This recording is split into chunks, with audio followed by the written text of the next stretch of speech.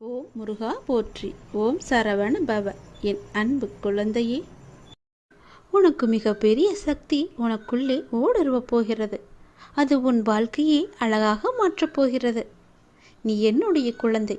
இன்று உன்னுடைய அனைத்து பிரச்சனைகளையுமே அது தீர்க்கப் போகின்றது. நீ கவலைப்படாமல் சந்தோஷமாயிரு. நான் பார்த்து கொள்கிறேன். என்னுடைய துளசி மாலைக்கு எவ்வளவு பெரிய மகிமை இருக்கிறது என்பது உனக்கு தெரியுமா? நிச்சயம் அந்த மகிமையை நீ உணர்ந்து கொள்வாய்.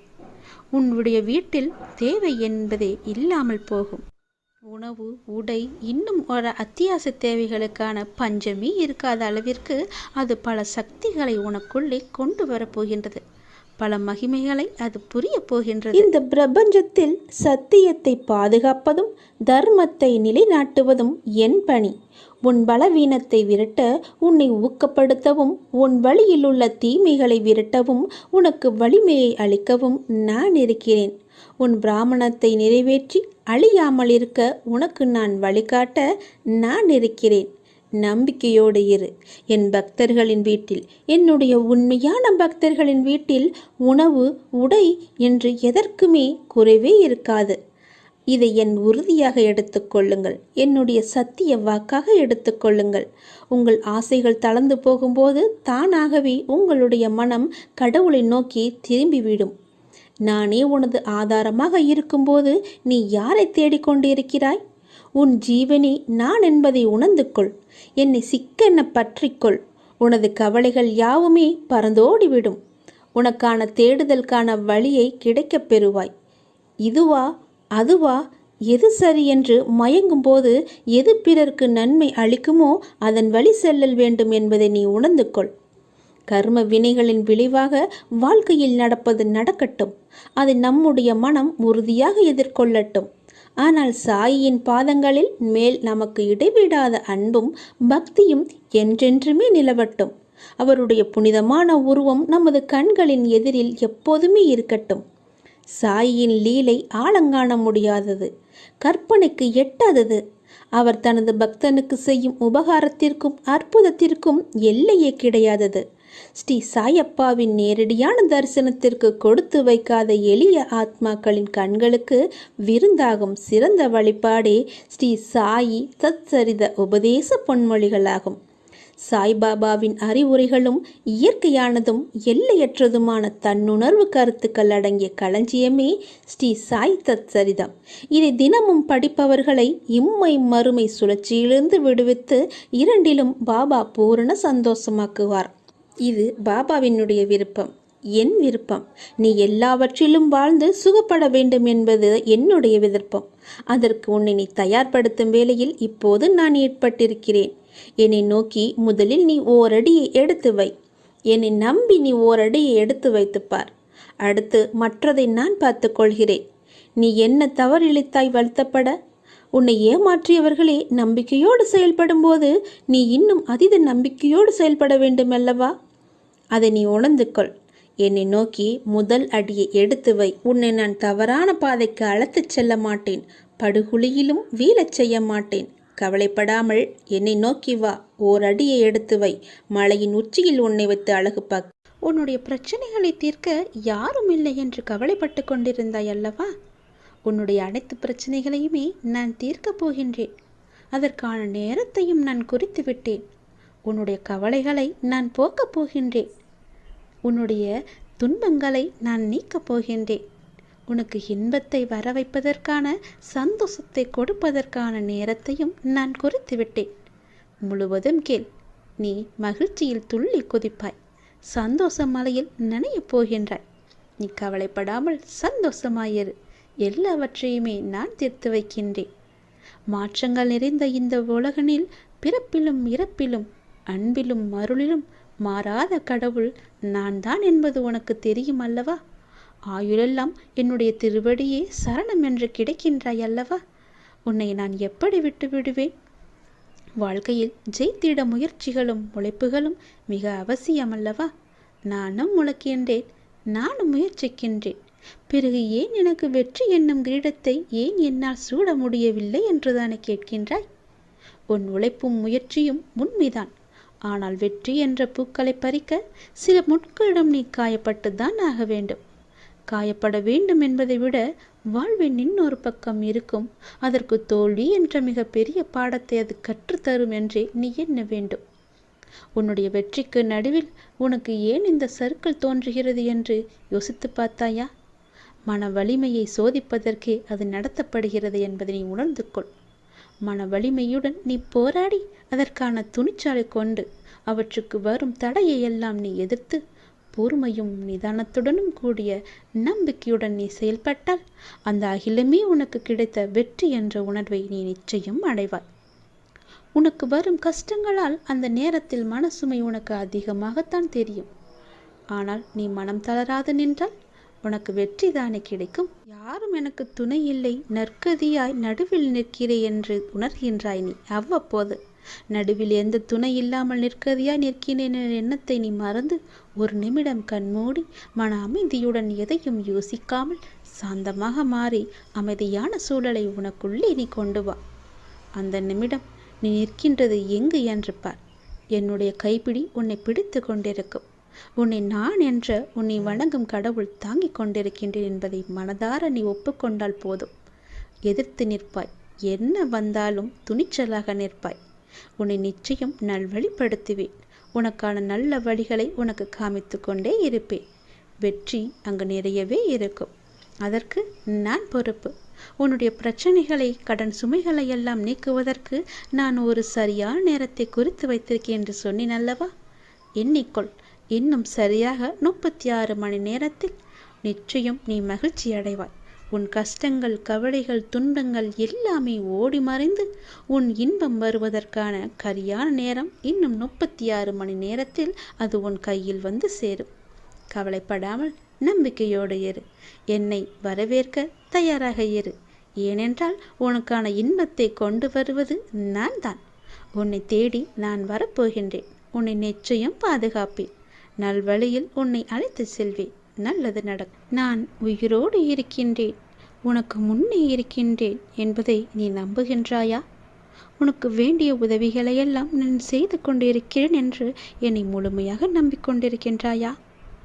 உன்னுடைய கவலைகளை போக்க நான் ஓடி வருகிறேன் என்றும் உன்னுடைய துன்பத்தில் கை கொடுக்க நான் வந்துவிட்டேன் என்றும் நீ நம்புகின்றாயா இல்லையா?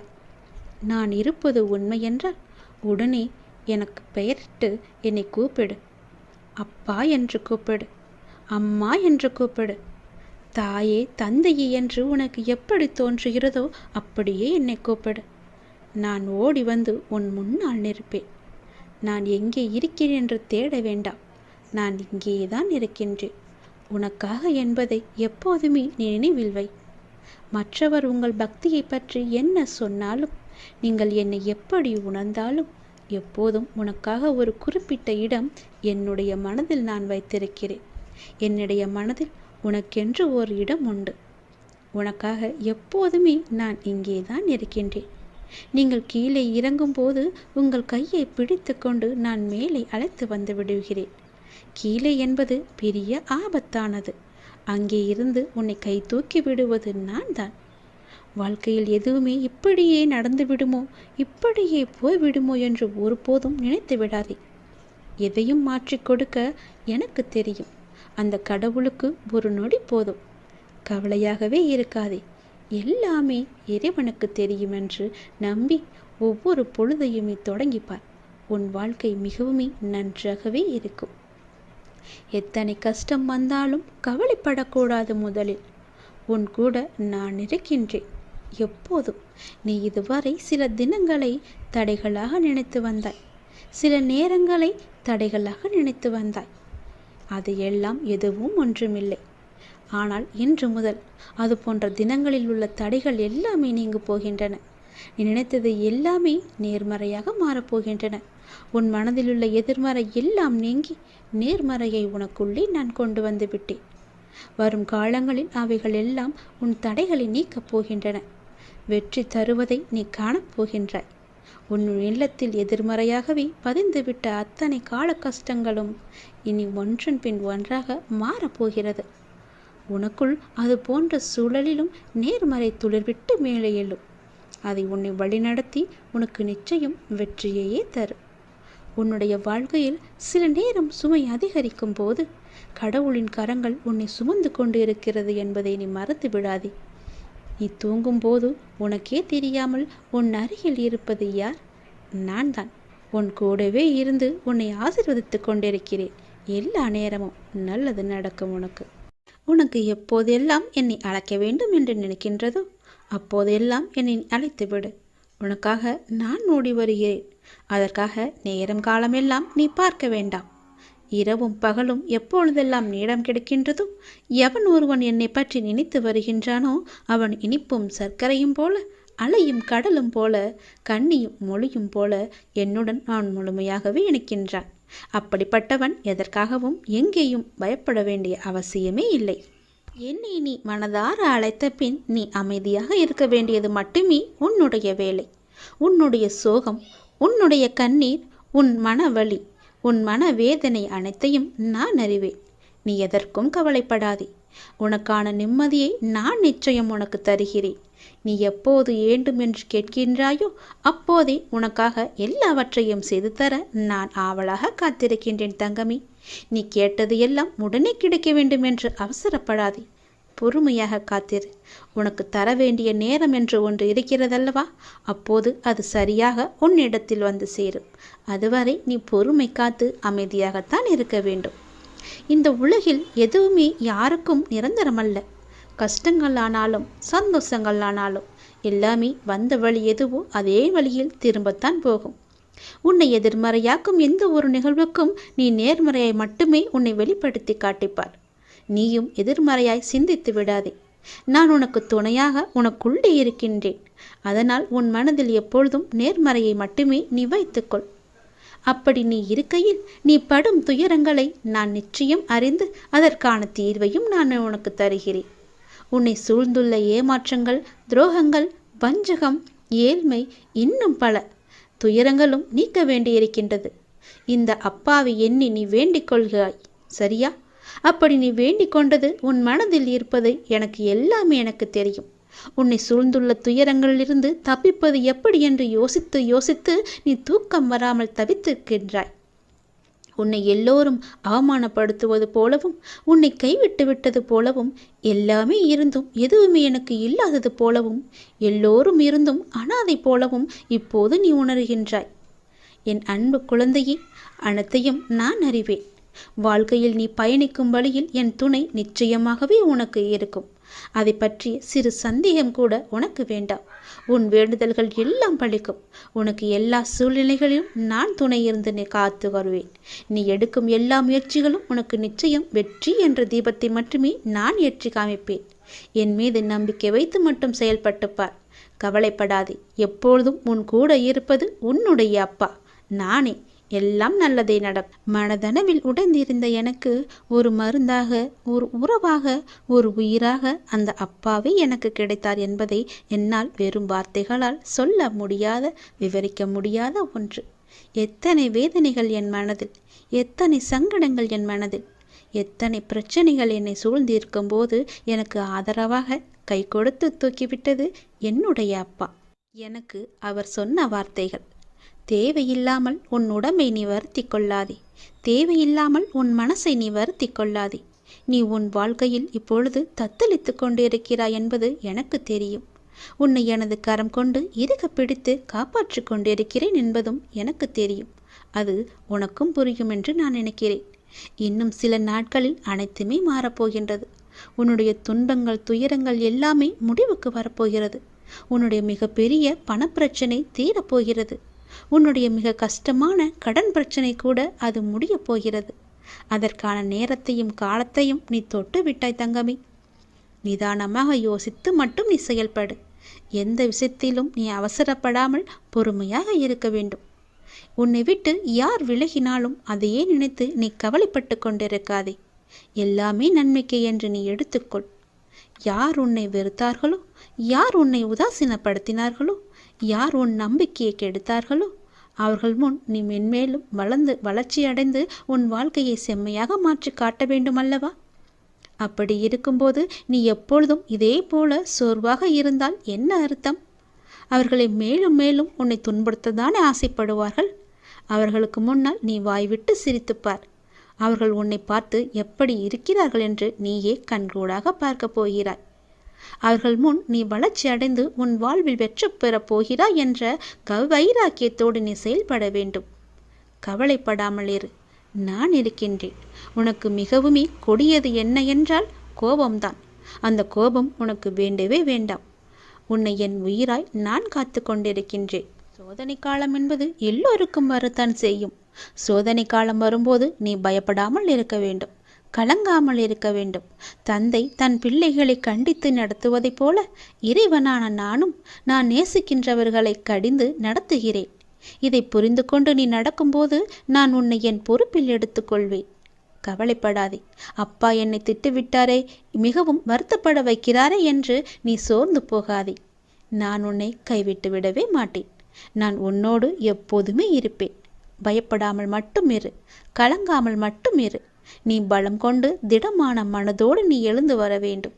உன்னை ஒருபோதும் நான் கைவிட்டு விட மாட்டேன் என்ற நம்பிக்கை உனக்குள் அச்சாணியாக பதிந்திருக்க வேண்டும்.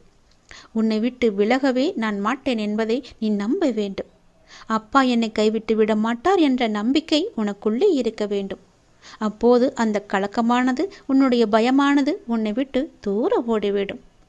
எது வந்தாலும் நீ கலங்காதே. சோதனையை தருகின்ற நான் அதை தாங்கும் சக்தியையும் நான் உனக்கு தருவேன். அதுக்கு தப்பிக்கும் வழிகள் பலவற்றையும் நானே உருவாக்கி தருகிறேன். பிறகு ஏன் வருத்தம்? உனக்கு பின்னால் இருப்பது யார் என்று தெரியாதா? தெரிந்தும் இப்படி அமைதியாக இருப்பதற்கு எதற்காக? உனக்கு பின்னால் இருப்பது நான் தான். உன்னை என்றும் கைவிட்டு விட மாட்டேன். உன்னை கீழே விழும்படி நான் அமைத்து தர மாட்டேன். நீ விழும்போது உன்னை தாங்கி பிடிக்கவே உன் பின்னால் நான் இருக்கின்றேன். எதற்கும் நீ பயப்படாத இரு. எப்போதும் எல்லாவற்றுக்காகவும் சந்தோஷமாகவே இருக்க பழகிக்கொள். உன்னை எப்பொழுதும் நீ சந்தோஷமாகவே வைத்துக்கொள். நான் உன்னோடு இருப்பதால் நீ அனைத்திலுமே ஜெயிக்கப் போகின்றாய். நான் உனக்கு ஜெயம் தருவேன். கஷ்டம் வந்தால் துவண்டு போகாதே. அது உன் பூர்வ ஜென்ம கர்மா. இன்பத்தை எவ்வாறு சந்தோஷமாக ஏற்கின்றாயோ அதுபோல கஷ்டத்தையும் மகிழ்ச்சியுடன் ஏற்று என் மீது போட்டுவிடு. நான் பார்த்து கொள்கிறேன். உனக்கு துணையாக உன்னுடைய அப்பா நான் எப்போதுமே இருப்பேன். உன் வீட்டிற்கு வந்துவிட்டேன். என்னுடைய வரவால் உன் வேதனைகள் காணாமல் போகப் போகின்றது. உன் பேரும் புகழும் உயரப் போகின்றது. உன் உள்ளம் குளிரும் நல்ல செய்தியோடு நான் வந்திருக்கிறேன். கலங்காமல் கேள். ஏன் சோகம் உனக்கு? எதிர்காலத்தை நினைத்து நீ பயப்படுகின்றாயா? பொருளாதாரம் முன்னேறவில்லை என்று கவலைப்படுகின்றாயா? உனக்கு தேவையான விஷயங்கள் அதற்கான காலகட்டத்தில் உன்னை வந்து சேரும். அதை பற்றி நீ கவலைப்பட தேவையில்லை. உன் பொருளாதாரம் நன்றாகவே இருக்கும். கவலை வேண்டாம். நான் உனக்கு துணை இருக்கும்போது உன்னால் முடிந்த சிறு சிறு உதவிகளை மற்றவர்களுக்கு நீ செய்து வா. அடுத்தடுத்து உன்னுடைய பொருளாதாரம் நிச்சயம் மேன்மையில் முடியும். உன் வாழ்க்கை இப்போது என் கையில் இருக்கின்றது. அதை நீ நம்ப வேண்டும். உன்னை நிச்சயம் நான் உயர்த்தி காமிக்கின்றேன். உன்னோடு நான் இருப்பதை எப்படி நீ அணு அணுவாக உணர்ந்து கொண்டாயோ அது போலவே உன்னை அணு அணுவாக உயர்த்தி மிகப்பெரிய உயரத்தில் நான் வைக்கப் போவதை நீ காணப் போகின்றாய். உன் புகழ் உயரும். உன் உள்ளம் குளிரும். அந்த நல்ல நாளை இந்த ஆண்டில் நீ நிச்சயம் காண்பாய். எது நடந்தாலும் எல்லாமே நன்மைக்கே என்று நீ எடுத்துக்கொள்கின்றாய் அல்லவா? அந்த எண்ணத்திற்கே எல்லா நன்மையும் உனக்கு வந்து சேரும். நீ எப்போதும் உண்மையாக இருக்க முயற்சி செய்கின்றாய். ஆனால் எல்லோரும் உன்னிடம் உண்மையாக நடந்து கொள்ளாவிட்டாலும் உன் உண்மை அவர்களை நிச்சயம் மாற்றும். உன்னை அனைவரும் அவர்கள் மதிப்பார்கள். கவலையப்படாதே. நான் உன்னை உயர்த்தி காமிக்கின்றேன். எது நடந்தாலும் அப்பா இருக்கிறார் என்ற நம்பிக்கையோடு இரு. நான் உன் வீட்டிற்கு வந்து உன்னுடனே தங்கிவிட்டேன். என் வரவால் நீ இதுவரை சந்தித்த வந்த வேதனைகள் எல்லாம் எப்படி காணாமல் போனது என்று நினைத்து வியக்கும் அளவிற்கு நிச்சயம் உன்னுடைய வாழ்வில் பல நல்ல நல்ல மாறுதல்கள் எல்லாம் நடைபெறும். இனி ஒவ்வொன்றாக அது உனக்கு தெரிய வரும். வாழ்க்கையில் பல அற்புதங்கள் நிகழப்போகின்றது. எல்லாமே எனக்கு தெரியும் என்ற நம்பிக்கையோடு என்னிடம் ஒப்படைத்துவிட்டு எல்லாமே என் அப்பாதான் என்று இருக்கின்றாய் அல்லவா? நிச்சயம் நான் உன்னை கைவிட மாட்டேன். என் நிலைமை மாறவில்லையே, நானோ நீயே என்று கதியின்றி இருக்கின்றேன். உனக்கோ என்னை கவனிக்க நேரமில்லை என்று நீ புலம்புகிறாய். ஒரு நாள் இந்த வாழ்க்கை எனக்கு பிடித்த மாதிரி மாறும் அப்படி என்கின்ற நம்பிக்கையில் நீ ரொம்ப நாட்களாகவே வாழ்ந்து கொண்டே இருக்கின்றாய். அந்த ஒரு நாள் உன் வாழ்க்கையில் வெகு விரைவாக வரப்போகின்றது. அதை நான் உனக்கு பரிசாக தரப்போகின்றேன். அந்த பரிசோடு இந்த நாளை நீ மகிழ்ச்சியோடு கொண்டாடு. உன் மகிழ்ச்சியான முகத்தை நான் காண விரும்புகின்றேன். என் மீது நீ அளவற்ற பக்தி கொண்டிருக்கின்றாய். கண்மூடித்தனமான நம்பிக்கை வைத்திருக்கின்றாய். தெய்வீக சக்தி அதிகம் இருக்கிறது என்று நம்புகின்றாய். அது எதுவுமே பொய்யாகாது தங்கமே.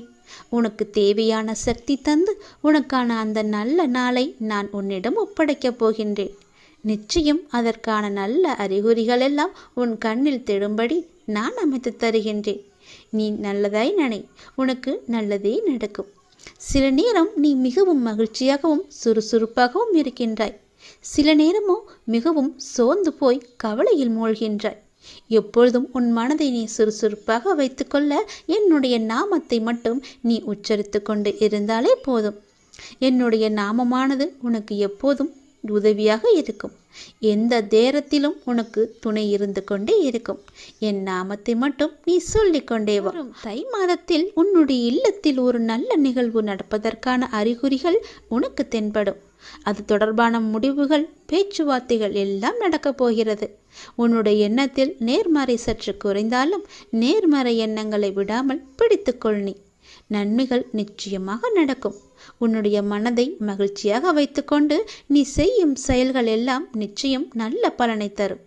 அப்படியே உன் மனதை நேர்மறையாகவே வைத்துக்கொள். உன் இல்லத்தில் மகிழ்ச்சி என்றுமே நிலைத்திருக்கும். உன் மன கதவு எல்லாமே திறக்கப் போகிறது. தடைப்பட்ட கதவுகள் எல்லாம் திறந்து உன் வாழ்க்கைக்கான நல்ல நல்ல மாறுதல்கள் எல்லாம் நடைபெறும். நான் சொன்ன நல்ல செய்தி, நல்லது எல்லாம் அந்த நல்ல நாளை எதிர்பார்த்து நீ காத்திருக்கும் நாட்களெல்லாம் இந்த ஆண்டில் நிச்சயமாகவே நீ காணப்போகின்றாய். ஏனென்றால் இது சிவனின் வாக்கு. என் வாக்குக்கு மீறிய எதுவும் கிடையாது. நிச்சயம் இந்த சிவனின் வாக்கு உனக்கு பலிக்கப் போகிறது. நான் உன் கர்ம வினையை குறைத்து விட்டேன். உன் கர்ம வினையும் குறைந்து விட்டது. நாளையே எல்லாம் மாறப்போகிறது. நீ மனம் கலங்காமல் கேள், சந்தோஷமாகவே கேள். உன் உழைப்பையும் அன்பையும் பிறர் தவறாக பயன்படுத்தும் போதோ அல்லது பலனை பிறர் அனுபவிக்கும் போதோ நீ வருத்தப்படாதே. அவர்கள் உன் கர்மாக்களையும் பாவங்களையும் அனுபவித்து உன் கர்ம வினைகளை விரைந்து முடிக்கவே அப்படி செய்து கொண்டிருக்கின்றார்கள். நான் தான் அவர்களை அனுப்பி வைத்திருக்கின்றேன். அந்த சமயத்தில் உனக்கு வருத்தம் அளித்தாலும் உன் கர்ம வினைகள் குறைகிறது என்று நீ நிம்மதி கொள். எந்த சூழ்நிலையிலும் இழந்து போனதையும் தொலைத்து விட்டதையும் எண்ணி நீ மனதில் கவலை கொள்ளாதே.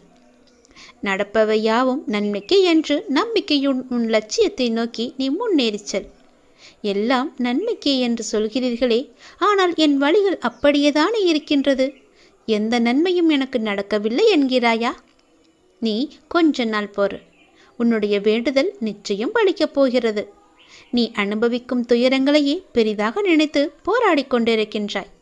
அது உன்னை தாக்காமல் இருக்கவே நான் இங்கு போராடி கொண்டிருக்கின்றேன்.